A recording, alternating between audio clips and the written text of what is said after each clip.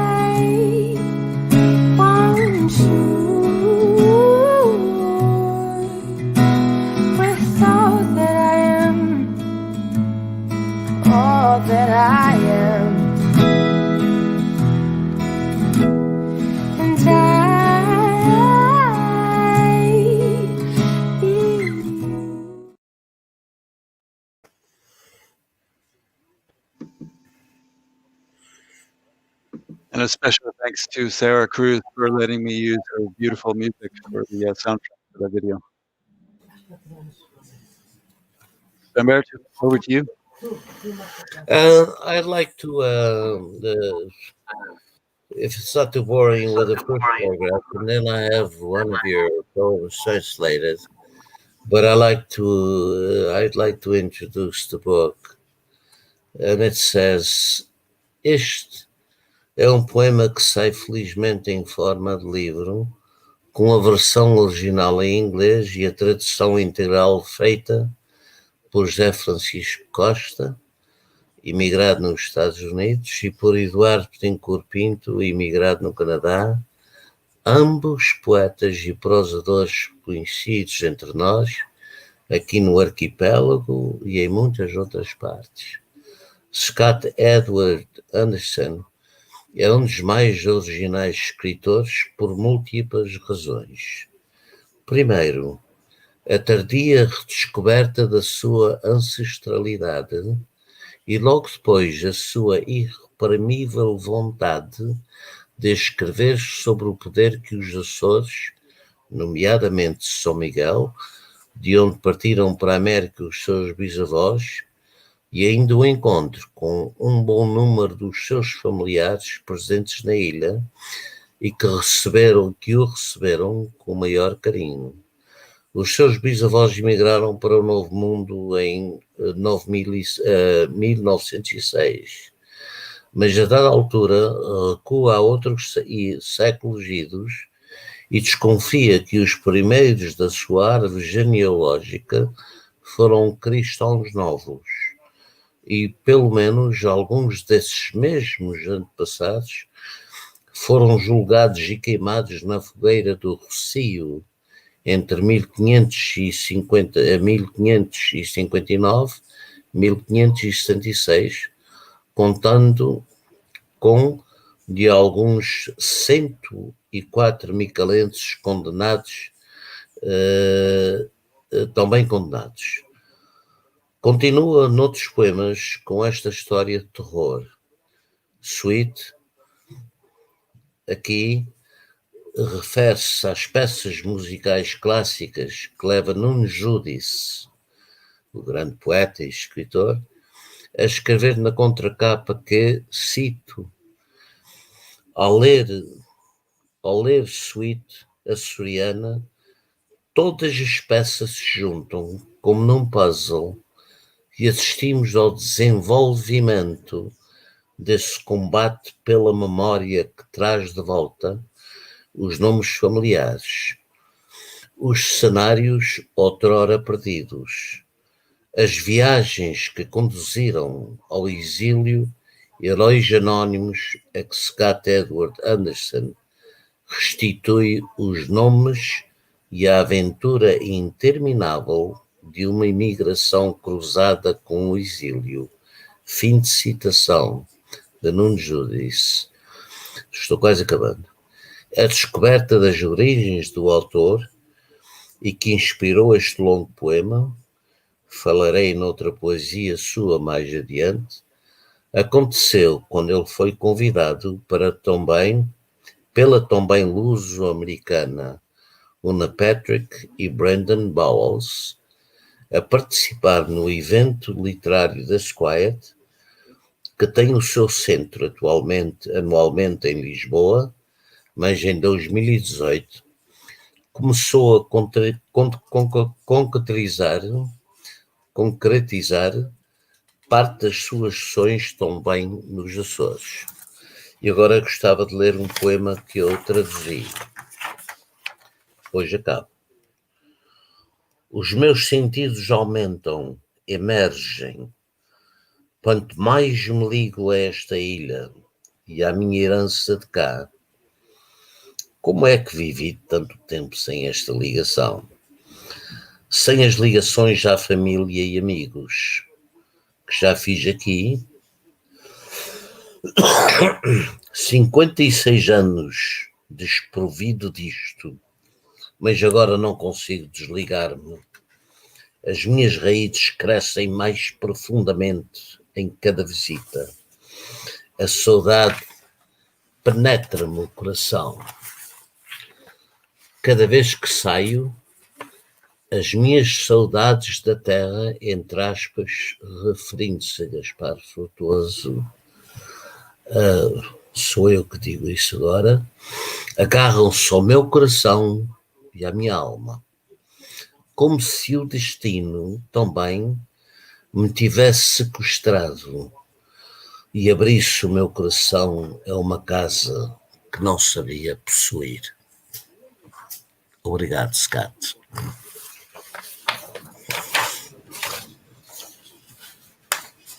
Disse.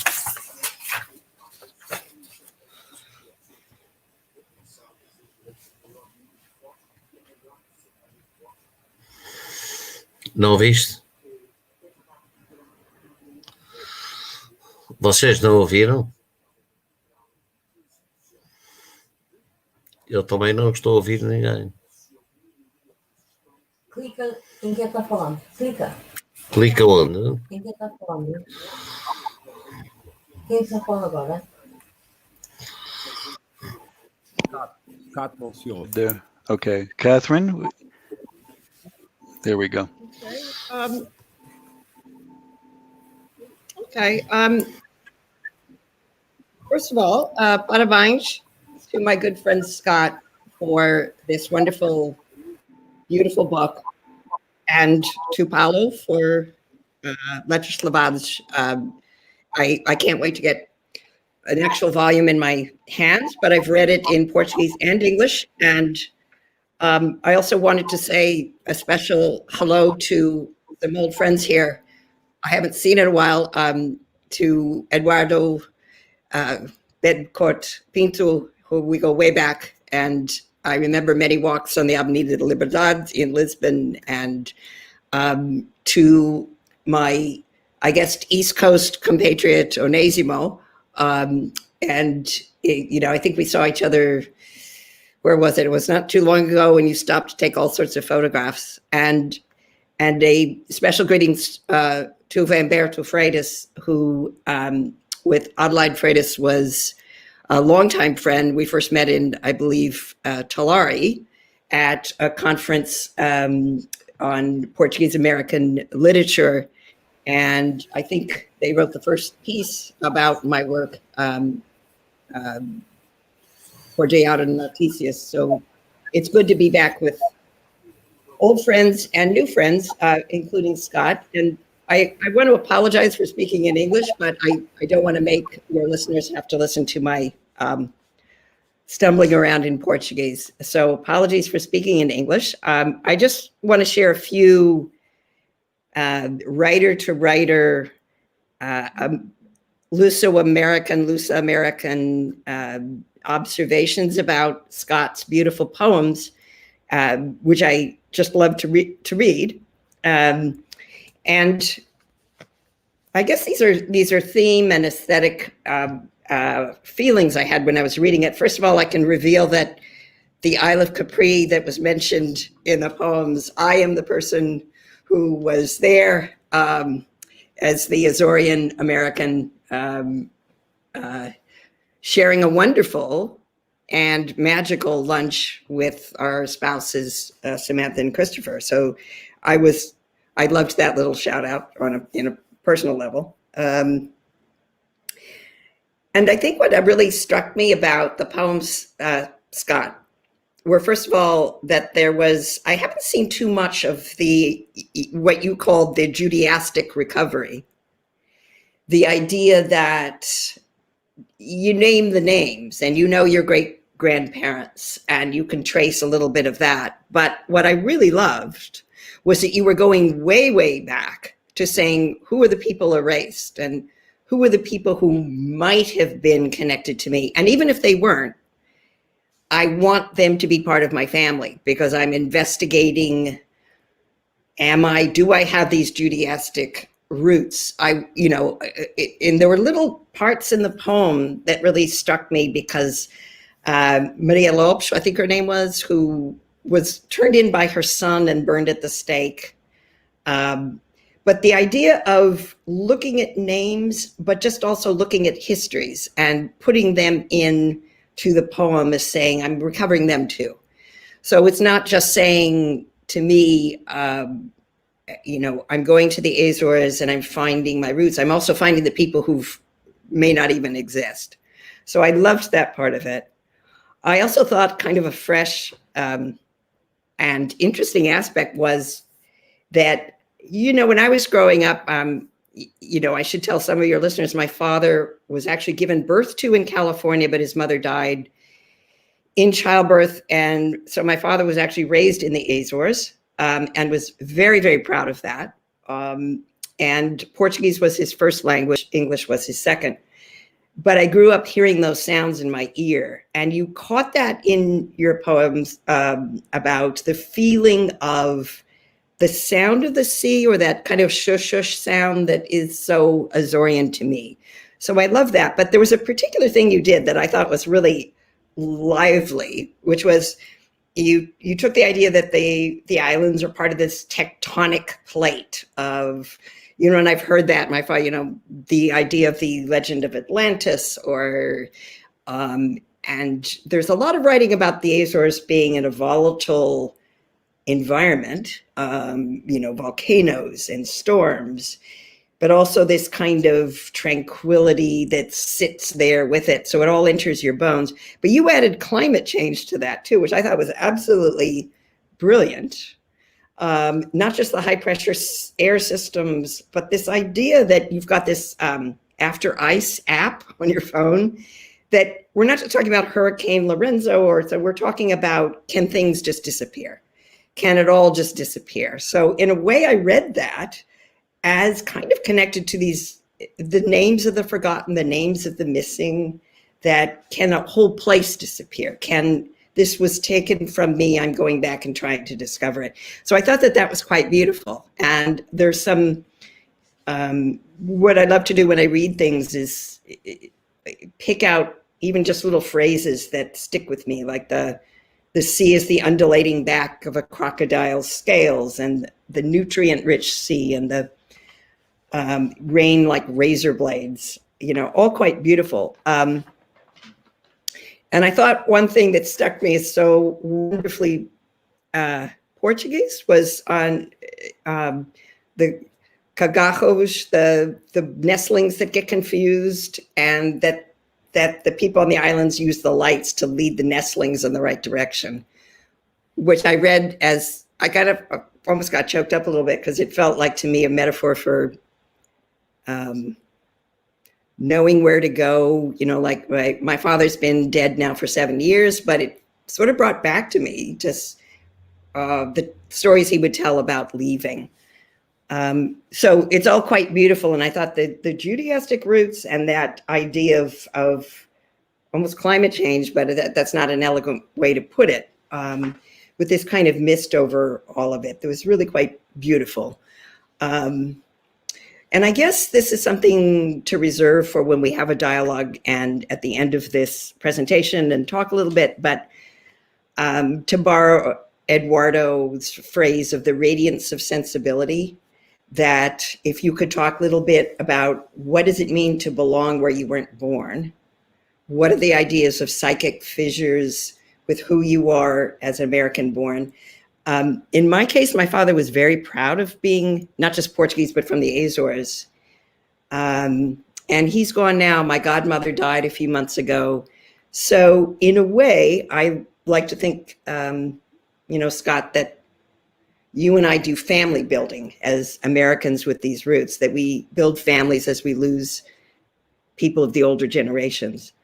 I guess since I've read a little bit of your other work, I would throw out, just as an aside, I would love to hear more about you describing the shipboard trauma that your ancestors described when they came to America. We could talk a little bit about that, but I've never really read too much about the actual, what goes on the shipboards of coming over. So that's something of yours I would love to read. But for now, I just thought they were beautiful poems, and they were full of light and sea and the things that we find and the things that we don't want to forget. So, congratulations again. And I'm looking forward to chatting a little bit about what it means to be Azorean if you're American born.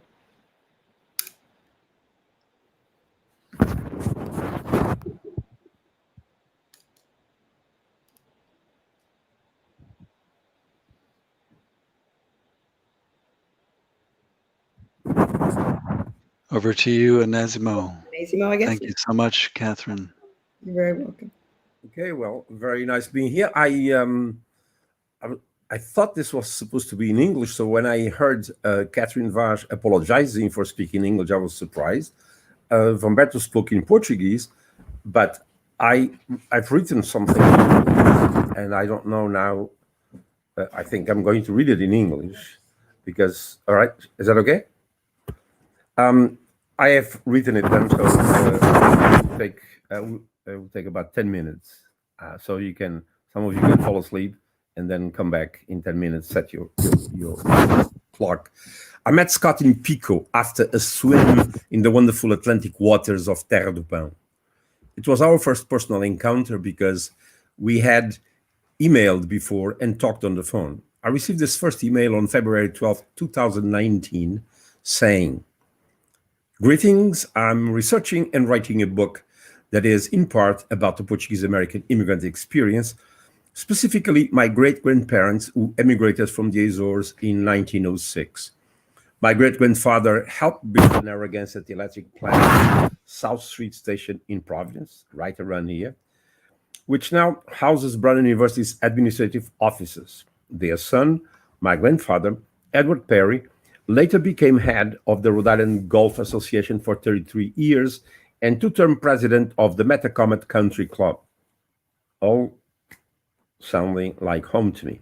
My book will trace their story and link it to the overall history of the immigrant experience in Rhode Island, as well as the relevant history of my ancestors in Portugal. Would you have information about resources the Department of Portuguese and Brazilian Studies may have that would be relevant to my research? I would love to schedule a visit at some point to learn more about the department. Obrigado, regards, Scott. My reply was immediate. Good afternoon. Our department does not have any documentation pertinent to your specific interests, but I may be able to give you some suggestions that may help you find information about the presence of the Portuguese in Rhode Island around the time of your great-grandparents. I'm personally interested in your project, and for many reasons, one of them being the fact that my paternal grandmother was born in Fox Point in 1897, almost across from the plant you talked about. So if you are interested, we could arrange some time to meet. I'll be out of the country between February 20th and blah, blah, blah. Moving ahead. That was how we started the ongoing conversation that has wrought so many fruits in such a short period of time. He wanted to know about Açorian and Portuguese history and culture, about Açorian writers, and all sorts of things related to the island. And he started sending me his poems. I was impressed by the depth of his curiosity and the seriousness of his commitment. Quickly thereafter, I started witnessing his soul-searching navigation through the land of his ancestors, starting to bear fruit. He sent me his Azorean Suite, and it was apparent to me the impact his research was having on his writing. In the meantime, the idea of having it translated into Portuguese came up, and I thought immediately of José Francisco Costa, a poet who also loves translation.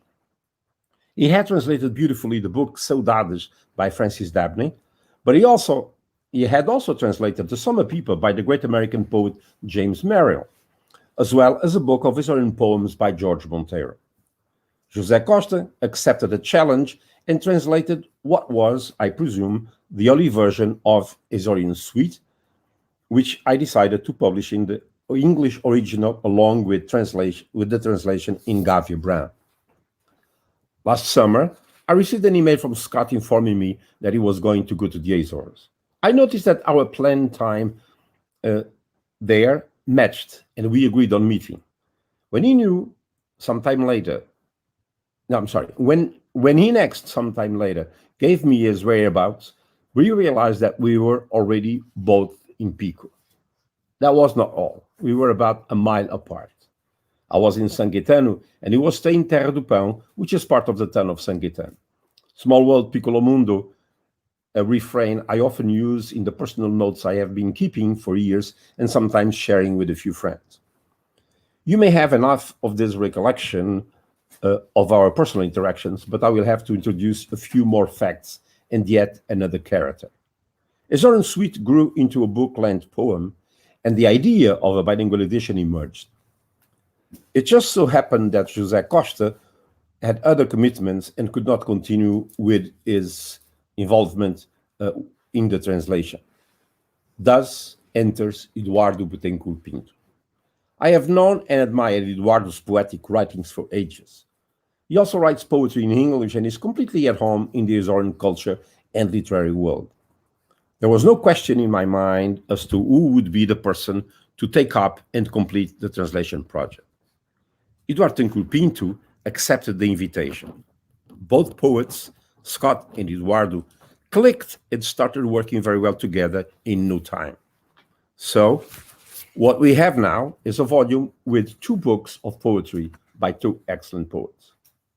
Azorean Suite is a dive in the Azorean Imaginario, an attempt at recovering the experiences Scott did not have, but which he feels entitled to have had as a descendant of Azorean and Portuguese, with a rib from Portuguese conversos. The signs of his diving into the Azorean world are everywhere in his book. They spring up from almost every verse, as well as from between the lines. Gaspar Frutuoso and Saudades da Terra, Vitorino Nemésio, who breathes just about every other page, in just about every other page.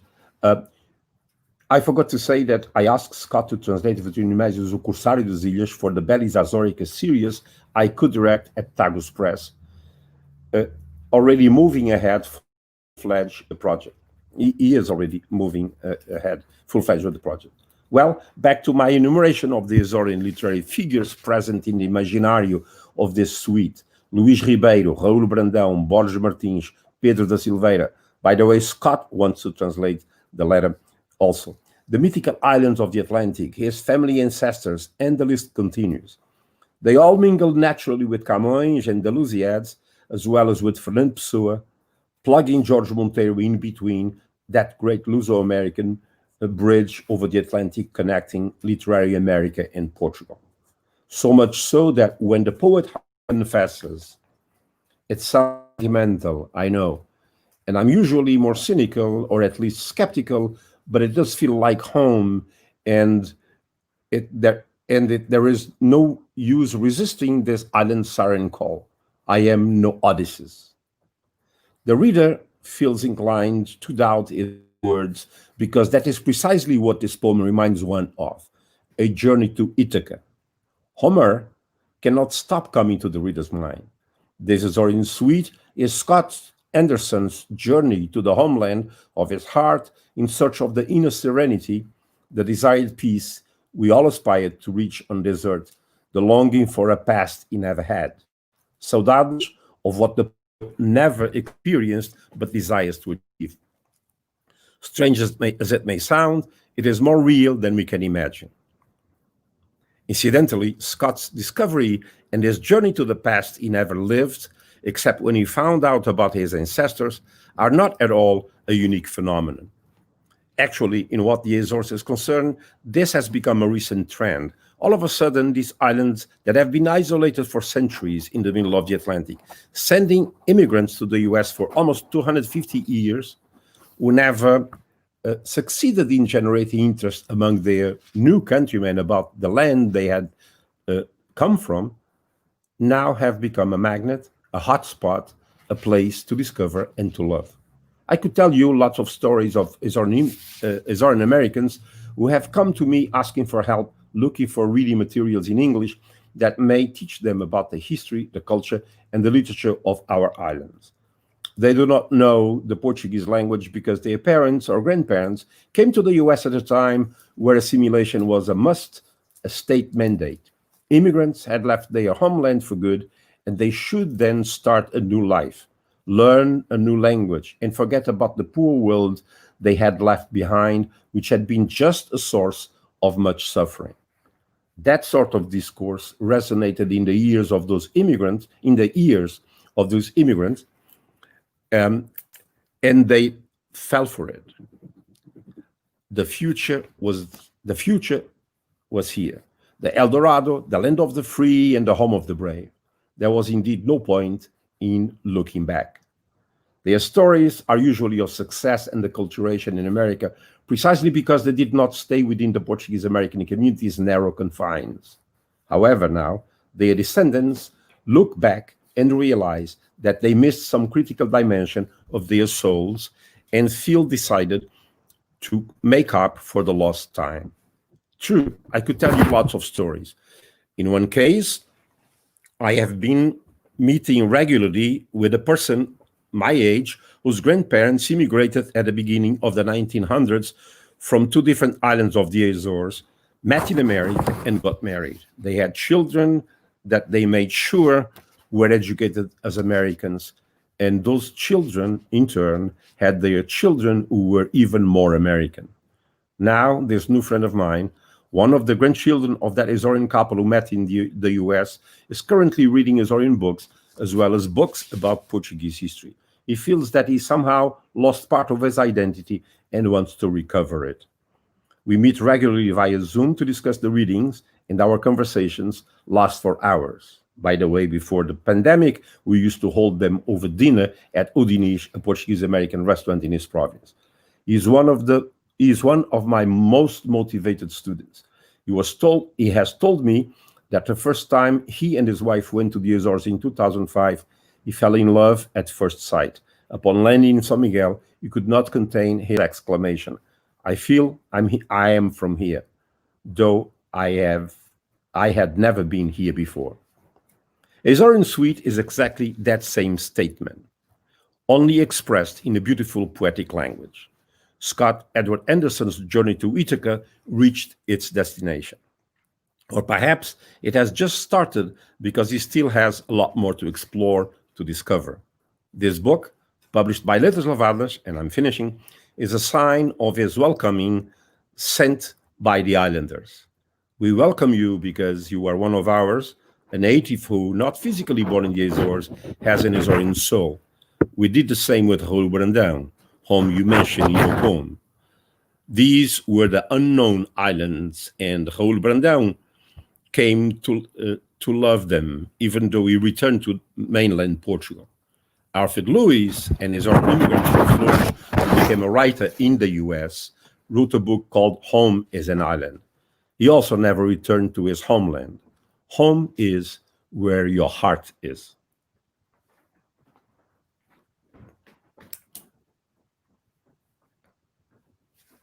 It was beautiful. Thank you so much.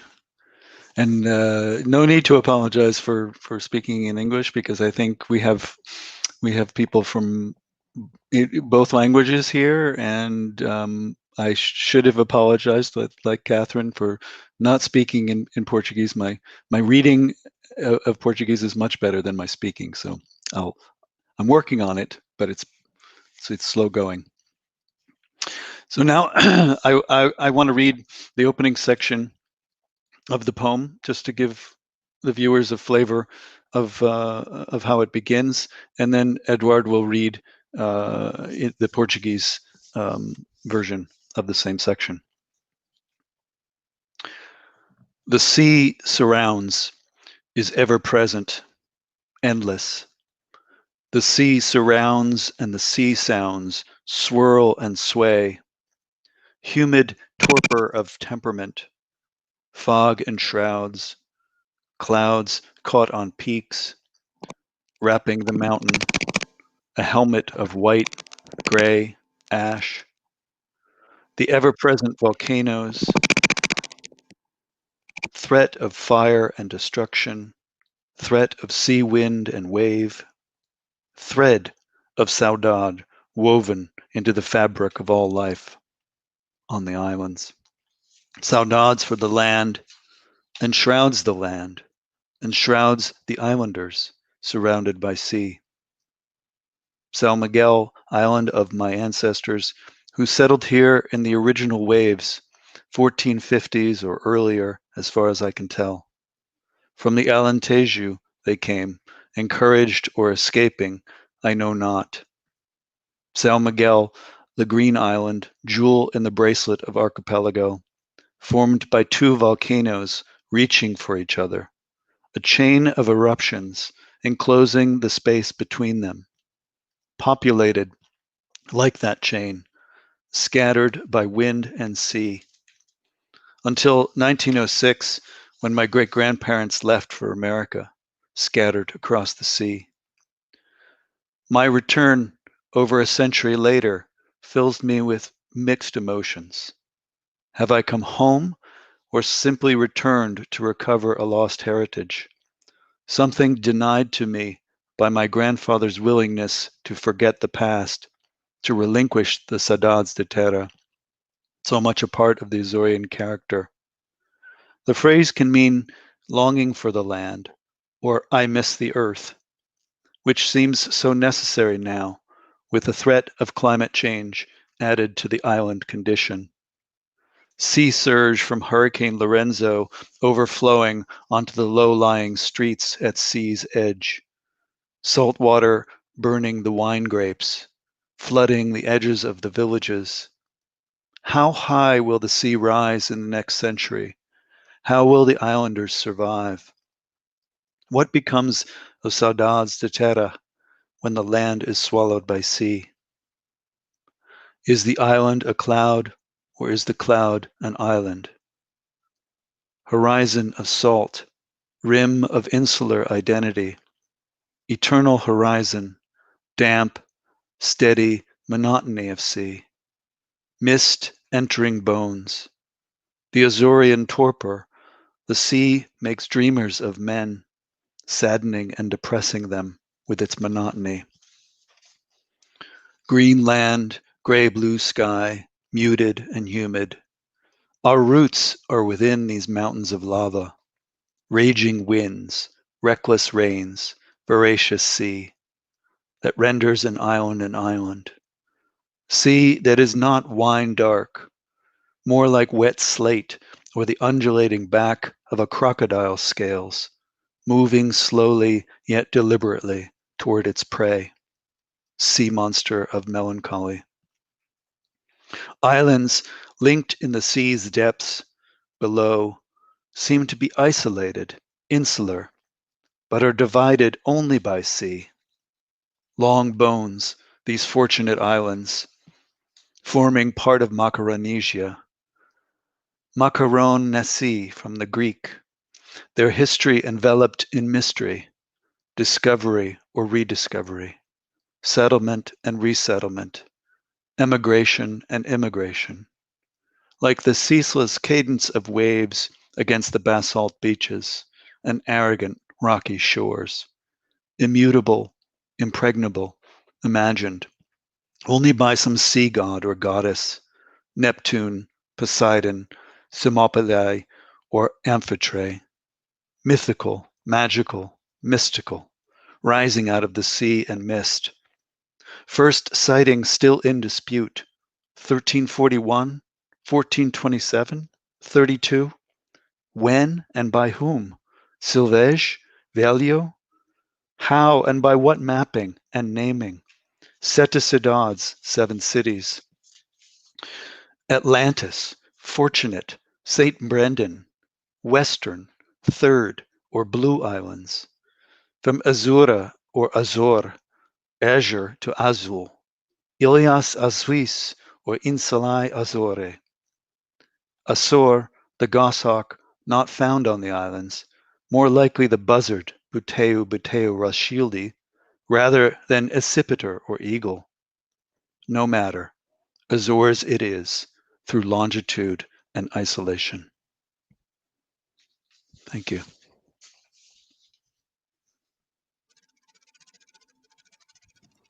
Beautiful. Well, I'd like to take the opportunity to say hi to friends that I haven't seen in a long time, physically. And at least now I have opportunity to see it through the computer. Vamberto, Onésimo, and Katherine. And see Scott for the first time. Although we spoke numerous times over the phone while we're doing the translation. I'll compliment you for the book, and I wished when we worked that I had more time to dedicate to the translation, but unfortunately, as you know, I was in sell my house, and things got very complicated, and there was not the best time, but I think we have accomplished what we intended to do. Now, the really question is the version that you just read in English, and I hope really well. Eduard, your microphone is malfunctioning. It's not quite. It seems to be wobbling a little bit. Is it okay now? That's better. Yeah. Maybe you may have to hold on to it. What about now? Oh, Okay. no, I think it's better than when you're holding it. Okay, I'll do that.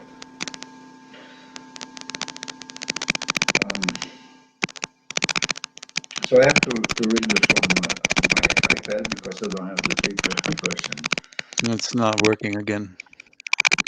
Uh, Yeah, it's really fluttering. okay.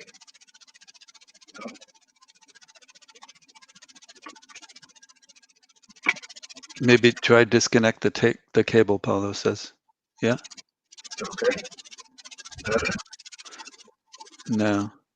Can you use the computer microphone?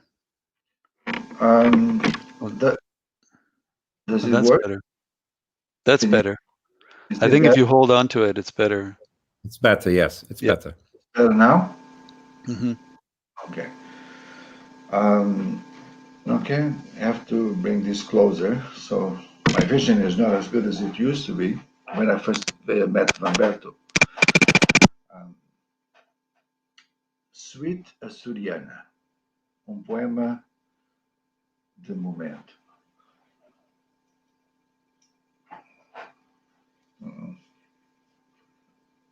O mar cerca, é contínua presença infinita. O mar cerca, e os sons do mar rodopiam e afastam-se. Úmido torpor do ser, nevoeiro, mortalha, encobre nuvens presas nos cimos, envolvendo a montanha. Capacete de branca, parda, cinza. A inescapável presença dos vulcões, ameaça de fogo e destruição. Ameaça de vento do mar e vaga, fio de saudade urdido no tecido da vida inteira nas ilhas. Saudades da terra. Envolve a terra, envolve os ilhéus, cercados por mar. São Miguel, ilha dos meus antepassados, que aqui fizeram moradas nas ondas originais. 1450 ou antes, tanto quanto sei, do Alentejo vieram. Incentivados ou fugidos, não sei. São Miguel, a Ilha Verde, joia na pulseira do arquipélago, formada por 2 vulcões no encalço mútuo, corrente de erupções estreitando o espaço entre eles, voado como a tal corrente, espalhado pelo vento e mar. Até 1906, quando os meus bisavós partiram no encalço da América, espalhados por toda a extensão do mar. O meu regresso, um século depois, enche-me de múltiplas emoções. Terei regressado a casa ou voltei apenas para reclamar uma herança perdida, algo que me foi negado pela vontade do meu avô? Esquecer o passado, renunciar às saudades da terra, parte tão importante do ser açoriano. A frase tanto significa estar ansioso pela terra como sinto falta da terra. O que hoje parece ser tão necessário com a ameaça das alterações climáticas, a somar à condição de ser ilha, gigantescas marés provocadas pelo furacão Lourenço, inundando as ruas baixas à beira do mar, a água salgada queimando as vinhas, inundando os limites das fronteiras, até onde subirá o mar no próximo século? Como irão sobreviver os ilhéus? O que restará de saudades da terra quando a terra for engolida pelo mar? A ilha é a nuvem ou a nuvem a ilha? Horizontes de sal, borda da identidade insular, horizonte eterno, úmido, monotonia constante do mar. A neblina penetra os ossos, o torpor açoriano. O mar faz sonhadores de homens, entristecendo-os e deprimindo-os com a sua monotonia, perdão. Terra verde, céu azul cinza, silenciado e úmido, as nossas raízes estão por dentro destas montanhas de lava. Ventos furiosos, chuvas imprudentes, mar voraz que torna uma ilha numa ilha, mar que não é vinho, escuro, parecidas com ardósia molhada ou as costas ondulantes, escamosas de um crocodilo, movendo-se lenta, mas deliberadamente para a sua presa. Monstro marinho da melancolia. Ilhas ligadas nas profundezas do mar. Parecem estar isolados, insulares, mas estão apenas divididos pelo mar. Ossos longos. Essas ilhas afortunadas fazem parte da Macaronésia, Macarrón Nessoi do grego. A sua história envolta em mistério, descoberta ou redescoberta, povoamento e repovoamento, imigração e imigração, como a incessante cadência das ondas contra as praias basálticas e arrogantes, costas rochosas imutáveis, inexpugnáveis, imaginadas apenas por algum deus ou deusa do mar. Neptuno, Poseidon, Simopoleia ou Amifrodite, mítico, mágico, místico, assomando do mar e da névoa, discutível ainda a aparição, 1341, 1427, 32. Quando é e por quem? Silves, velho, como e por que mapeamento e denominação? 7 cidades, Atlântida, Ilhas Afortunadas, São Brandão, ocidentais, terceira ou Ilhas Azuis, de Azur ou Azur para o azul, Ilhas Azuis ou insulares azul, insular Azor, Açor, o Açor, que não se encontra nas ilhas. Mais provável, o abutre. Butero, regularize, em vez de acifir ou águia. Não importa. Os Açores são transversalmente longitude e isolamento. E assim, cabelo para esta primeira parte do livro, e que soa, de facto, como um cântico de longura e proximidade, que foi esta a sensação que me deu a poesia de Scott, que é o drama de se pertencer a um lugar onde se constrói com a afinidade e a força da poesia aquela ligação que não tem fisicamente, por não se ter nascido lá, por não estar lá. Muitos parabéns, Scott, e boa fortuna.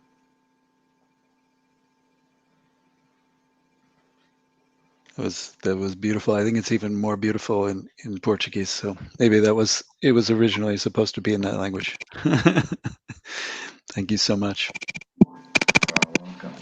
And it was very interesting to me because when Onésimo suggested Eduard, because I had quoted Eduard's preface to the anthology of Açorian poets that he had published in the poem, and I thought, well, this is sort of a kind of, it's going to be very strange when we get to that part of the poem where he's quoted and he has to translate.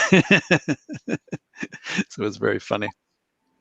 But what a wonderful experience it was. It was. I wish we could have been able to meet physically or in person, but obviously with the pandemic and the distance. But it was still a marvelous way to spend a couple of months in the summer.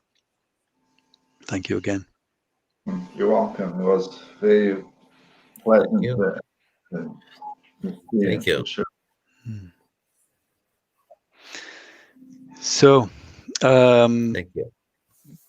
Katherine, you brought up some questions that you had, and maybe we'll go back to those questions and open this up for a dialogue. You're on mute. Oh, there you go. Thanks, Scott, and it was really quite beautiful to hear it in English and Portuguese. I love the art of bilingual books. I think it enriches us to look at not just the forms of the words, but the sounds and what they look like on the page.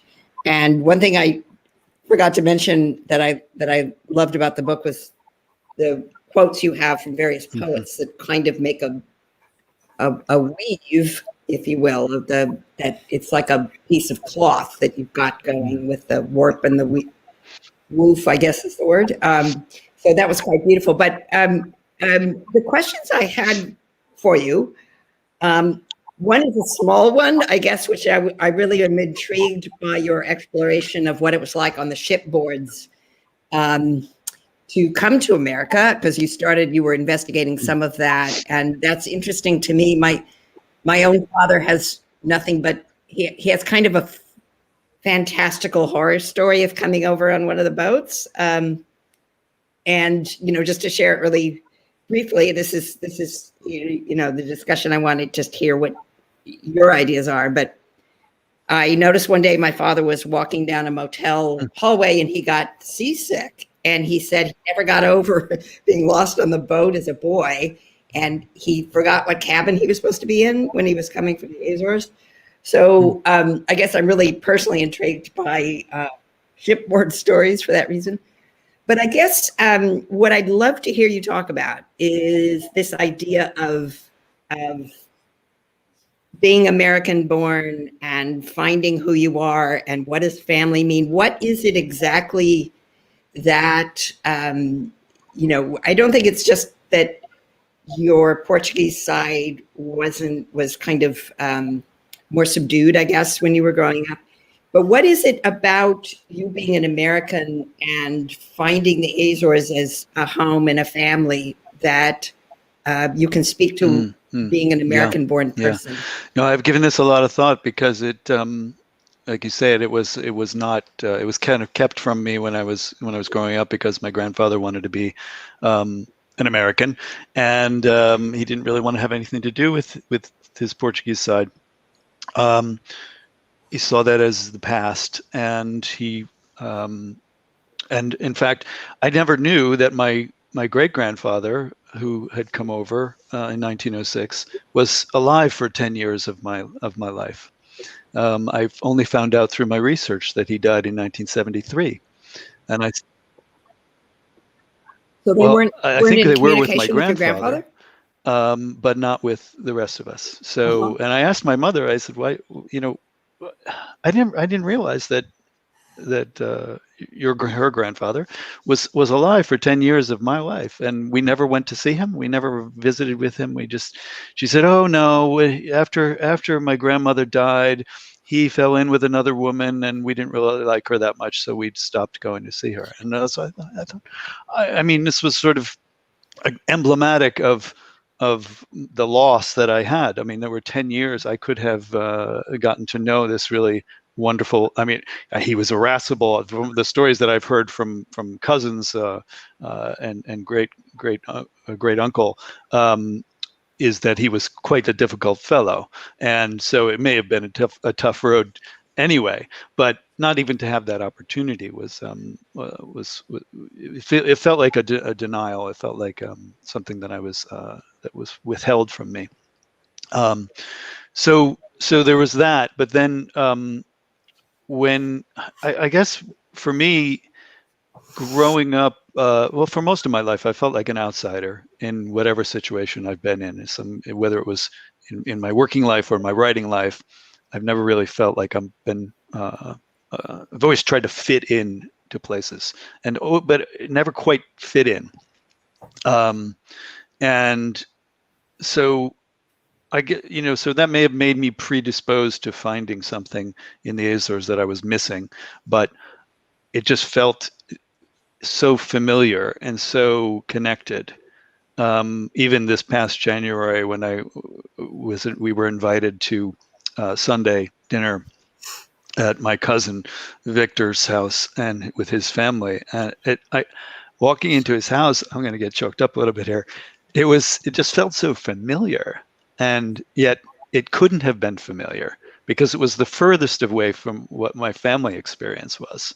And yet we were walking into this home, it felt warm and everybody was welcoming. And even though there were some language barriers, it just felt, like I said, it's just so familiar.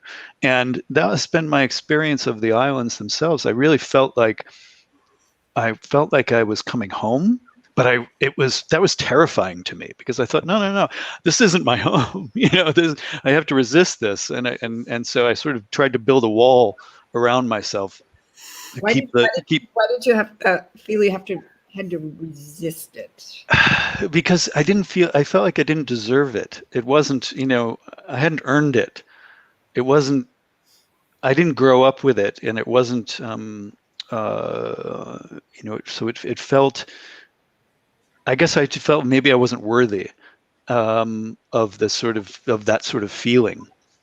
And it took a while for me to, and, I'm sure there's some psychology around this that I probably need to delve into, but it was, it just felt like I had to resist it, but I couldn't. It was overwhelming. And I speak to that in the poem, but also in the work that I'm writing, the nonfiction work that I'm writing about this experience. Yeah, the what you write about is it's people and family, but it's also place. Mm-hmm. What do you think place has to do? Because you're from, I think, Providence, right? Yeah. And Rhode Island, the island is not an island. Yeah, so we're so my own experience is being from California, and Vamberto can relate to this too. Is that the it's primarily Azorian, and they were very concentrated communities, but with a lot of space. Mm-hmm. And my dad used to always say that we wanted to keep the Azores, but we wanted more space. So I'm just wondering, people and place, how isn't just the Azores are beautiful, but what is it about place that you're looking for, and then of course people? Yeah, well, I mean, I think for me, I get a lot of inspiration from the natural world, and from not just the beauty of the natural world, but how the habitats work together, and where things fit, and habitats and ecosystems, which is all, from my background. I worked in nature conservation for many years, and so obviously the islands are captivating from a naturalist perspective, also because most of the species found on the island are not native. There are so few endemics left on the islands. But everything was an immigrant to the island, all the species, because they were volcanic. They had no connection to the continent. So there was no land crossing of species. Everything had to arrive there by wind, by water, or be dropped by passing birds, or so it's a very, very interesting landscape. And obviously it's been changed over the 400 plus years, 500 years of human changes on the island, but it has a captivating nature to it that I find fascinating. And obviously, as Onésimo said, I've only just scratched the surface of that itch, and need to spend much more time there. You have 100. Sorry, just one second. Just a footnote. You have 100 more years to go, because it will be 600 years. 600 years, right. 600 years. I guess just a last question, and then I'll turn it over to my colleagues, is if you can tell us a story that in your family, or something that happened, some dinner, some outing with your newfound family or cousins. What was a story that stuck out to you that you think we would all want to hear? One of the things that still amazes me, and it always amazes me, is I used to tell my students in the 80s, I don't know why, but we're the only ethnic, in quotation marks, group that hasn't produced a good literature in the United States. Then in 1994, I remember the exact year. Someone put Saudade by Katherine Vaz in my hand. And to me, it was what Melville would call the shock of recognition. And but beyond their books, all other Portuguese American writers amaze me in the fact that they're second, third generations, and in all of their works, poetry or prose, they all have their ancestral home as calling points in their writing. Something special happens here. I don't know if it's characteristic of being an American, and we always feel dislocated in America because it's such a great continent, it's such a great country with so many people, so many ethnic groups, that our writers, Scott is the latest proof of that, is that Portugal, but specifically the Azores, there are only a few continental Portuguese American writers that recall their homeland. Most of them are Azorians. And this amazes me because these writers could write anything they want. They're great writers, they're great poets. They could ignore their ancestry very naturally, but they don't. And that amazes me in a very positive way, as all of you know, in a very positive way. And I try to make Portugal understand this cultural and literary richness beyond our borders. Sometimes it works, sometimes it doesn't. It worked with Katherine. She's had quite a few novels translated into Portuguese, but it's not happening as it should be. And I now thank very much the University of Massachusetts and Tegas Press in, I think, coordination with Brown University for launching these writers. But they need to be translated into Portuguese more and more, like Katherine was, and launched in Portugal. And when I read a Portuguese American writer in Portuguese, I forget they're Portuguese American writers. I think they're Portuguese writers because their references, their cultural references, their ancestral references are not different from mine. And I was born in the Azores. Onésimo was born in the Azores. Eduardo in Angola, but with a great experience in the Azores. And I don't know if many ethnic groups have this privilege of having such a great number of writers and poets coming up almost daily, all over the United States, not just in California, not just in the East Coast. Some of them are in Chicago, some of them are Canada as well. In Canada, particularly Erica Vasconcelos and Anthony Tsar. There must be others. But I'm speaking of those writers who write originally in English.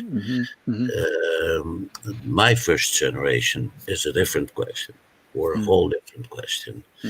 We had different issues to address in readjusting to American life and to our own country here. When you returned, yeah.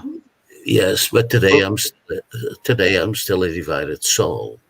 I was asked from Lisbon today, from the PEN organization, of whether I was a dual citizen of the United States and America, and I said yes. You can put both in my registration there. But nevertheless, I just wanted to say this, that it's an amazing thing to see this, to see great writers who could go into other themes and to other matters, but still always have the ancestral land as a point of reference. When I read, it's very interesting that you say that, because one of the, I was stunned. Just let me finish with this. The opening of that reminds me of the opening of Vitorino Másio in Mau Tempo no Canal. Katherine might not remember this, but I told her this once here in the Azores. And she said, well, I had never read the Vitorino Másio, at least before he was translated by Frank Cota Fagundes. She says, but when you look at the same object, at the same history, at the same past, it is inevitably that we come together. And that's what creates a canon in literature. And I claim, Onésimo knows this, I claim that Portuguese American writers are both American writers and Portuguese writers. And I still feel that way very strongly. That's it. it was, Just to say thank you, Vamberto, for all the kind words. I don't particularly remember that, but I remember lots of conversations that we had about literature. And, I guess I grew up with the Portuguese soul and an American childhood, but a Portuguese soul. So, it's, and I'm very happy about that. I'm very proud of that. So, and thank you, my friend, for all those, for all the work you did with, not just my work, but Portuguese American literature and the bicultural effort. Because I think that the world is turning into that, into welcoming the literatures of the world in a new and wonderful way. So thank you for your role in that. Yeah, and I just want to say that it was very important to me with this poem when it was becoming a book that I really wanted it to be bilingual. I wanted it to be something that could be read in the original English, but also could be read in Portuguese. I think that was very, very important to me, and to have Letras Slavas do the book bilingually and then also in such beautiful edition. It was also very important to me that it was coming out on the island. People asked me, those people who are familiar with my other work, well, is it going to be available in the U.S.? And I said, well, it's available. You can purchase it through the internet, and they'll send it to you. It'll get to you. I mean, we are a global community, so.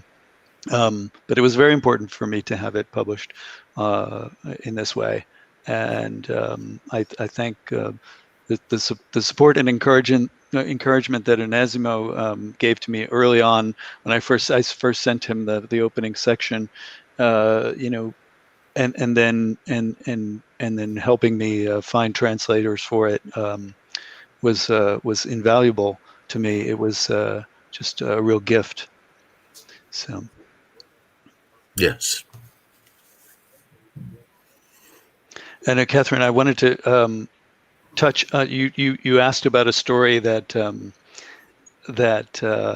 resonates for me about my experience there. Well, I can tell you a very interesting. There was a short photograph in the video that I showed earlier of the lunch that Vamberto and Michael Spring and Brendan Bolse and I had when I was there for the residency. And I had been told through this Azorean genealogy group where I was posting questions about my ancestors and surnames, the family surnames. That if my last name was Kashkiu, I was probably related to a Victor Kashkiu, and they introduced me to him via Facebook, and we started to correspond just a little bit via Facebook. And I said, when I come to the island, I'll definitely look you up. Well, what I didn't realize was that he has a beautiful, handsome cab that he runs tourists up and down the avenue by the port. And as we were sitting having lunch outdoors at this cafe, I suddenly saw approaching this horse and carriage, and I thought, oh my God, I think that's my cousin Victor, whom I had never met. I didn't even know existed before then. And we finished lunch, and Michael and I went out for a search to find him. And we did. We found him stationed where he usually parks, and we went up and spoke and took a photograph together. And then we subsequently got together later on so I could share some of the family history. But it was such a small island that here we were. I had no idea I was going to just be sitting there and have a cousin trotting by.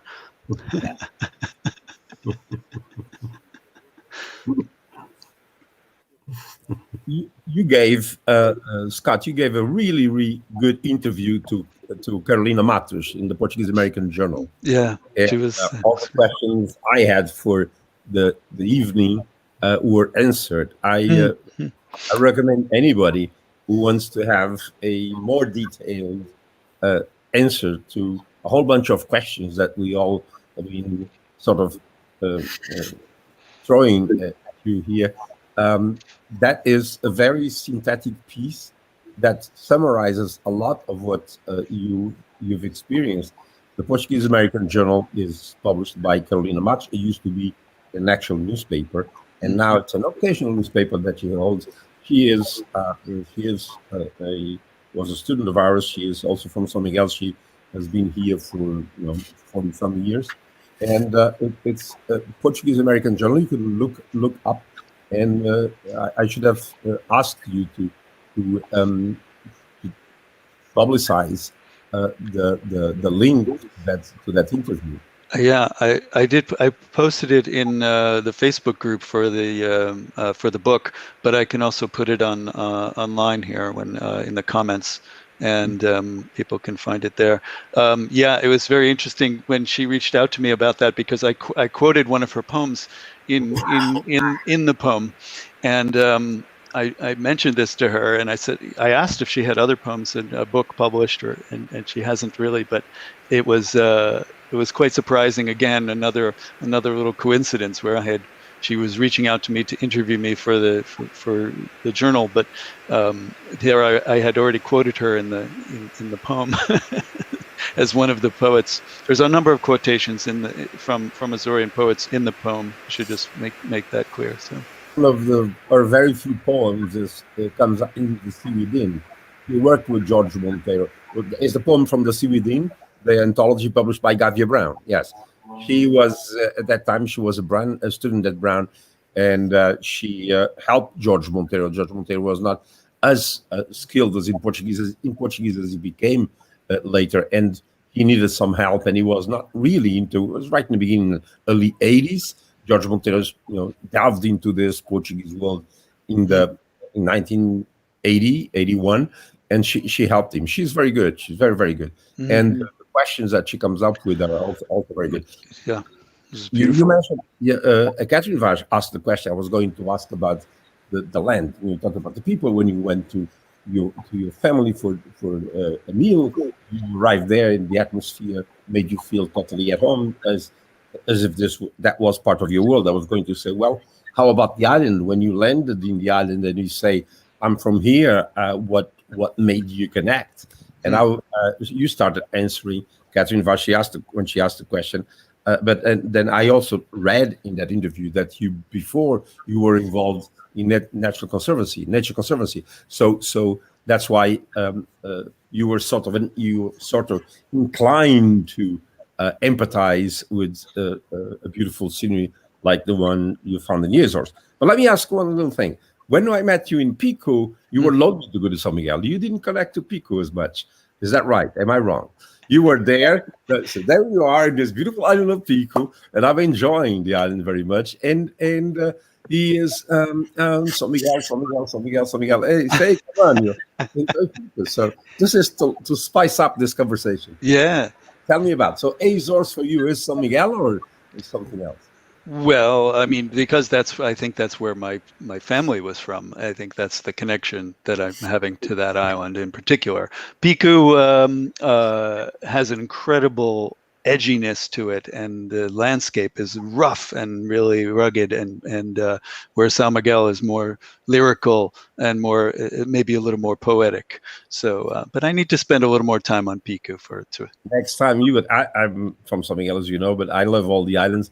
Next time we are in Pico, I'll take you around and you'll see beautiful scenery, beautiful landscape in that island, and Saint George also. But let me not get into this because Vamberto is going to start protesting.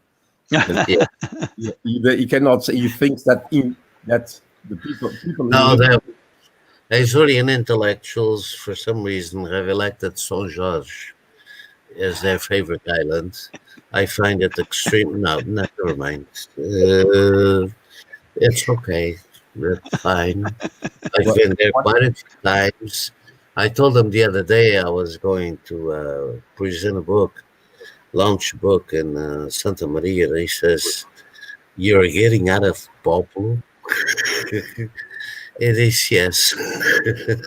Yes, Some but people, some people do not relate to nature like you and I do. When I dramatic island to leave.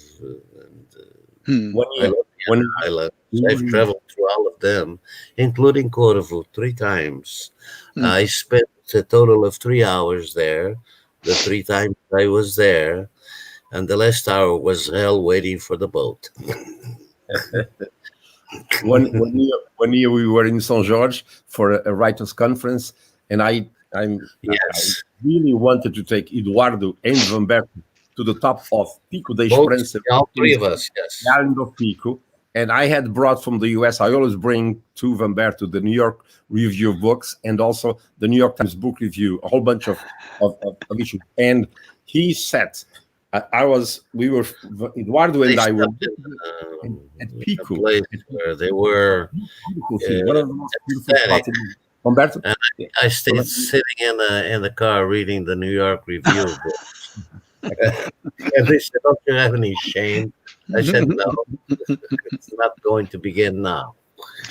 Well, my experience with climbing Pico, which I really wanted to do and I will do one day, but my wife wasn't too keen on it, and she wasn't sure we were going to be able to. She was going to be able to make it up to the top, and so but she was willing to go and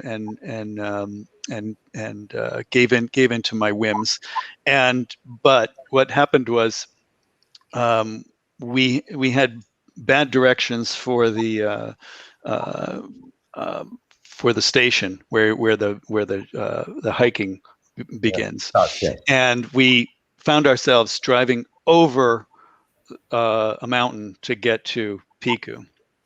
And as the road started to narrow and narrow and narrow as we were going down it and get more filled with cows. First we saw 1 cow, then we saw 2, then there was 5, then all these cows were surrounding the vehicle. We couldn't, and I kept looking at the time and thinking, we're never going to make it. We had to be there at 8:50 in order to get to make the ascent and meet the group. And we got to a point where there were so many cows on this little narrow road, it was no way we were getting over the pass. And so we turned around, and then this storm came in and covered the mountain. You couldn't see it. And so we thought, well, we've missed the trip, and now it's cloud covered. We'll have to just, drive up to the point, to the lookout point, and I'll try to do it another time. But Yes. But just to finish it up with Onésimo, we many years ago took a trip we went to the Grand Canyon and then Las Vegas. And when they got to the Grand Canyon, they went crazy, ecstatic. I looked at it and they said, "What do you think?" I said, "It's a big hole. Where's the hotel?" And I did go to the hotel. I bought local newspapers or whatever newspapers I bought, had whiskey, and they went down and were ecstatic.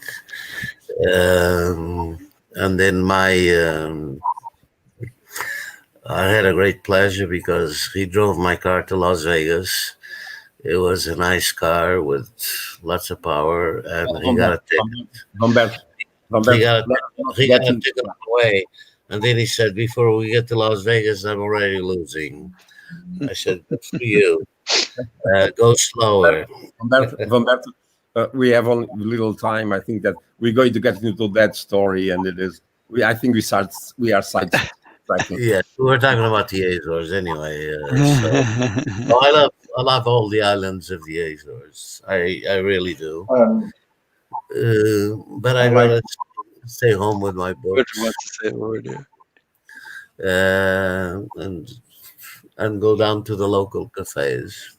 Let me ask you a question. You are now translating Cursar das Ilhas by Nemésio. How are you doing? That's a tough book. Nemésio is a. No, I'm not translating anything right now. No, I think he was. I never enough work to do when I read Portuguese American writers to try and translate them, whether poems or prose. So no, I'm not into Nemésio. No, Vamberto. A question was for him, not for you. Ah, okay. Yeah. The question was for Scott. Scott is now translating O Corsário das Ilhas. I know that. Yes. It's a book about the islands, but it is about all the islands. But a difficult writer. I'd like to hear you. Huh? I would like to hear Scott answering the question. Oh, okay. Yes. How is it? How is it? Well, I've made it through the first 8 chapters with a rough translation. I will obviously go back over it and refine the prose in English. It's a fascinating document. I'm surprised it hasn't been published in English before. And I'm really excited to continue working on it. It's also very funny. There's a great amount of humor in there, which is especially this scene with the Kagaros and the Continental, who is trying to fend them off, and they're yelling at him and saying, "Get him! He's an islander! Get him!" And he says, "No, I'm not an islander. I'm from the continent." And it's just so there's lots of this fantastic humor in it, as well as the descriptive prose. I mean, there's a few things in there that are dated in terms of and will probably need footnotes for people to understand what he's talking about. But it's a fascinating work so far. I'm really enjoying it, and it's funny because you've kind of become a godfather to my Azorean writing, because now I have this project only because I asked you the question, has it ever been translated into English before? And you said, "Oh, would you like to try?"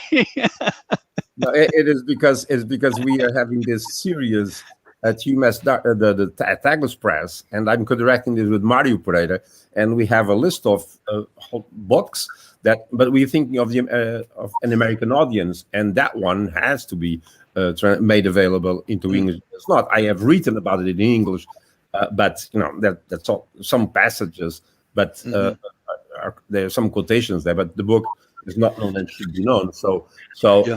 after reading your Azorean Suite, I said, well, yeah, maybe Scott could get hold of this and translate. And I'm curious to see how it's going to come out. I'm sure it's going to come out very nice, very well. But I'm glad you're doing it and that you're moving fast. That's wonderful. Yeah. It's very well. It's become. I mean, I guess I should say maybe in kind of bringing this to some closure, that the it's been important to me to in my research to learn as much as possible, about the Azores, but also about the literature, and to try to share that. And so, in part, what I'm hoping to do. I mean, there's so much going on with the literature on the islands and then in the diaspora, and just being in contact with a community here in the States, on the Azores, in Canada, and in dialogue with so many people now. It feels a bit like coming home as a writer as well, and to a community where I belong rather than I'm trying to fit in. You are also interested in translating Pedro da Silveira. Yes, well, it was, I did a review for Gavea Brown about Montero's translation by Tagus, and I was just the only disappointment in that book was that it was such a slim volume. I felt like there must be, there needs to be more of his work available in English. So. I'm hoping that I can help build onto that availability at some point. Wonderful. Join this group of people interested in bringing all those great books into English. That's wonderful. Yeah. I'd like to say something, if I may. When I first started reading your poetry, I came up with this image of a very isolated place where a man is walking up this road by himself, and he sees a house, an empty, abandoned house with no doors and no windows. Mm. He walks in. As he walks into the house, suddenly sees doves, white doves, and they get scared and they disappear. They fly off from the windows. Hmm. And in the center, from one of the windows, in the right window, comes a flash of light. And this light seems to be dancing with the silence. And there's this anguish, this solitude, this need to communicate with the emptiness that's in their house. Hmm. And I've in some ways I have met this image in my own life, trying to connect with something that I cannot see but I can feel. And literature, especially poetry, have given me the not the ability but the tools to communicate with the unseen.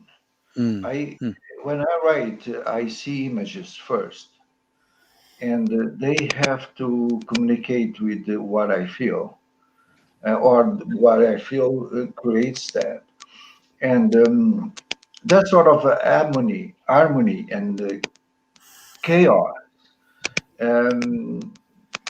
brings me to a point where I can communicate with the art form, which is the result of what I feel about something that I don't even understand.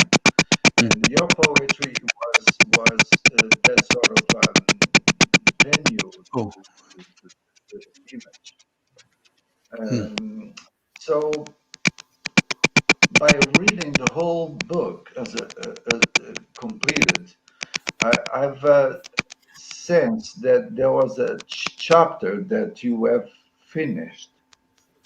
It was sort of a communication with your own unseen world that you carry within yourself, in your veins, and your thoughts, and your soul. And you try to recover them, like that man is trying to recover something from that house that is empty. The echoes of his own footsteps, the echoes of the voices that surround the corners of the house, the echo of the wings of the pigeons flying away, the light coming and dancing. All of this is what I saw in your poetry. And that is, to me, is a very powerful image of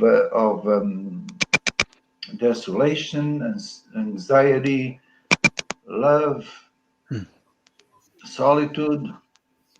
It's sometimes the happiness, because we can say that I'm happy to be sad, and because it gives you this profound sense of humanity that makes art explode inside of you, makes you write, makes you paint, makes you music, create music, makes you go out of your house and try to discover something to photograph, and something that the world doesn't see, but you see it in a form that you can obtain. So that working with your poetry, working with you, was a privilege, and also a platform to understand my own vision of this thing where I live. I try always to connect with something that I don't know what it is. That's beautiful. I thank you, and it was an honor for me to work with you. So, and I think we've reached our limit here, so we probably have to say goodnight. Thank you all again for joining me and helping me in this journey. And thank you all who were watching. And we hope we can do this again, maybe in person sometime. And keep on writing. It was a pleasure to be with all of you. It's a real pleasure. Thank you. Thank you.